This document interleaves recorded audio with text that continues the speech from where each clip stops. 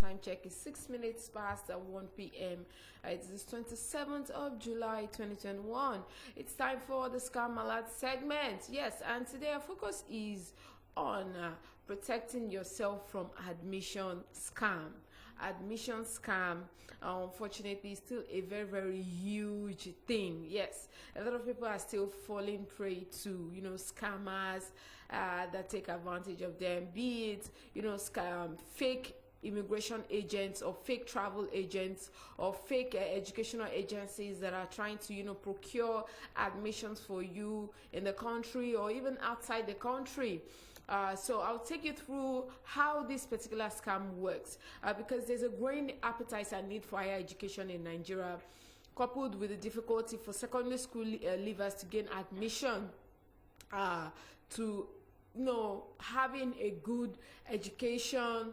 Also, this has bred a market for scammers to thrive because that desperation is always there. Yes, one of the first things that would always attract a scammer to you is that sign of desperation. They are very, very good at picking it up, at noticing that you're desperate for that particular thing, and they would use that opportunity to swindle you, to try to get money from you or information, or just scam you in general. Also, in fact, in Nigeria, it seems it's easier for a camel, let me put it that way, to even pass through the eye of a needle that for secondary school leavers to gain admission in Nigerian higher institutions, especially federal and state universities.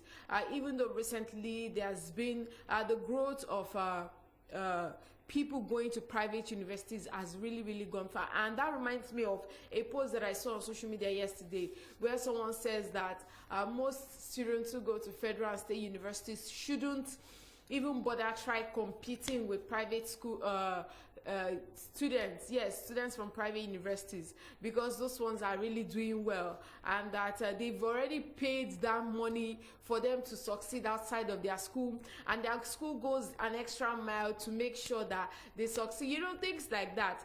And you can't help but wonder that, okay, what then makes them different from us? What makes them different?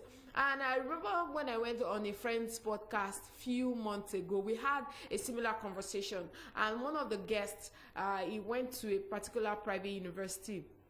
And we're talking about school, how school shaped us, how, some freedom to do certain things. We teach you how to be on your feet, how to, always be on the lookout.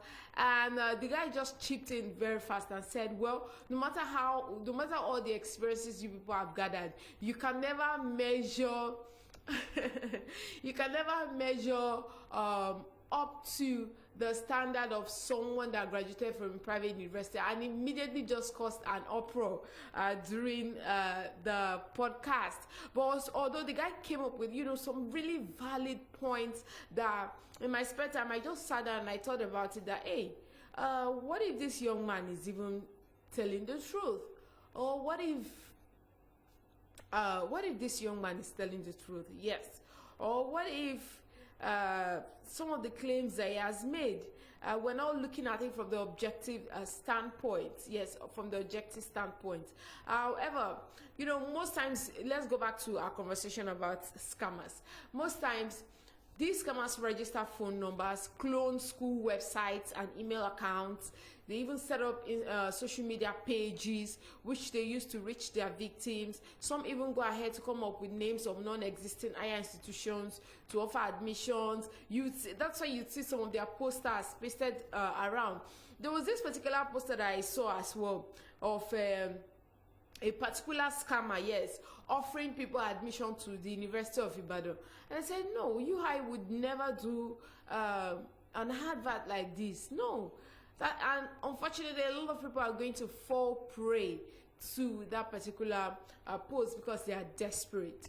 However, most of these scammers post admission offers for reputable higher institutions. They send you offer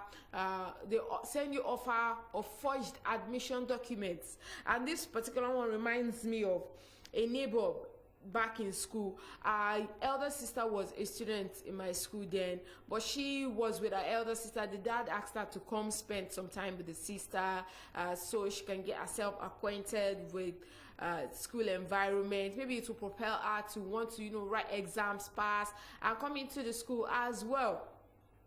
Unfortunately, this same lady fell prey to scammers, despite the fact that her elder sister was a student in my school then.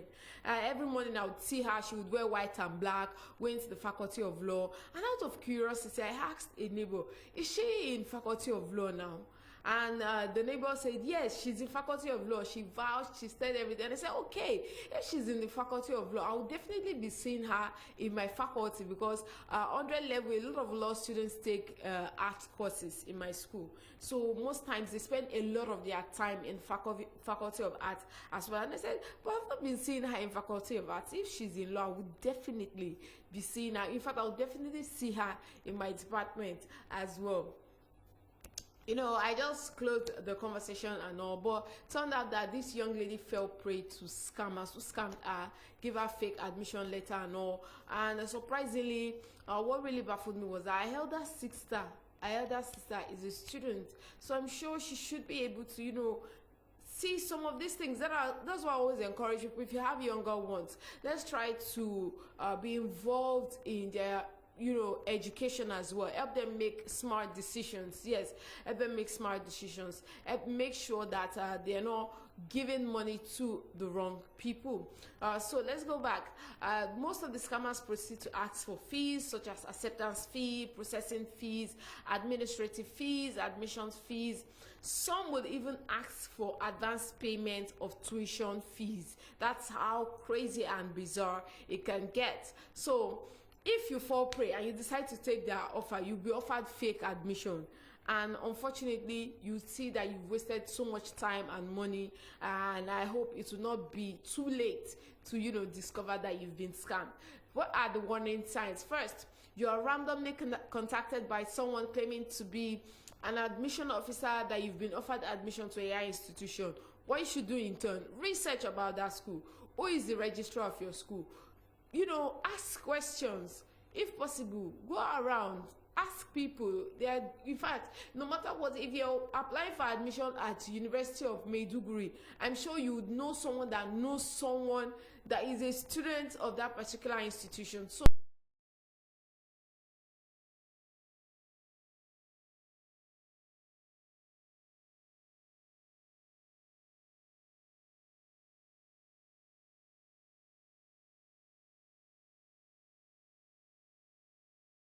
when I send you, even till now, from the PG school, you see pgs.ui.edu.ng.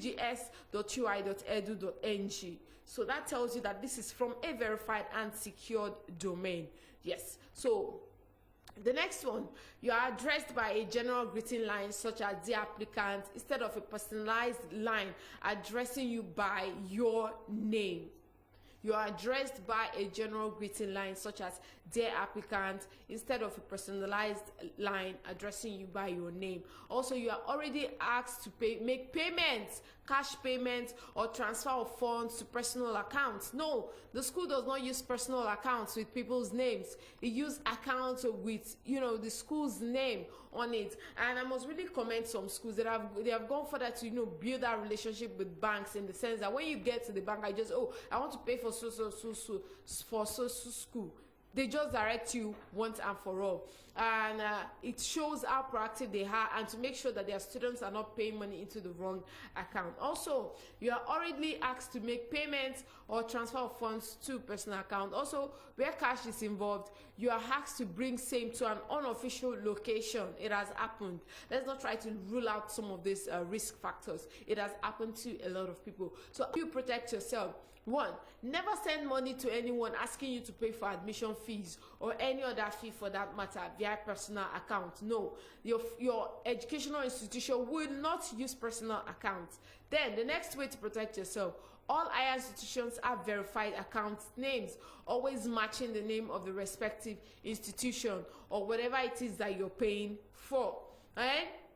Carry out research to find out the official website stroke admission portals of your desired higher institution before providing your personal details. Then next, most educational portals owned by higher institutions have their URLs ending with edu or edu.ng. So pay attention to that. So a quick rundown of the warning signs of a potential admission scam. The warning sign: first, being randomly contacted by someone claiming to be an admission officer. Then you're contacted via a free email address from either Google or Yahoo instead of a custom level top domain used by academic institutions. Also, you are addressed by a general greeting line such as "Dear applicant" instead of a personalized line addressing you by your name. Also, you are already asked to make payments where cash is involved. You are asked to bring some to an undisclosed location. Also, how do you protect your money to anyone asking you to pay for admission fees or any other fee for that matter via personal accounts? Also, all higher institutions have verified account names, always matching the name of the respective institution. Carry out research to find the official websites stroke admission portals of your desired higher institution. Then most educational institutions owned by educational portals, owned by higher institutions have their URL ending with edu or edu.ng. So as we go out there, let's educate people, our younger ones, our friends, our family, our colleagues,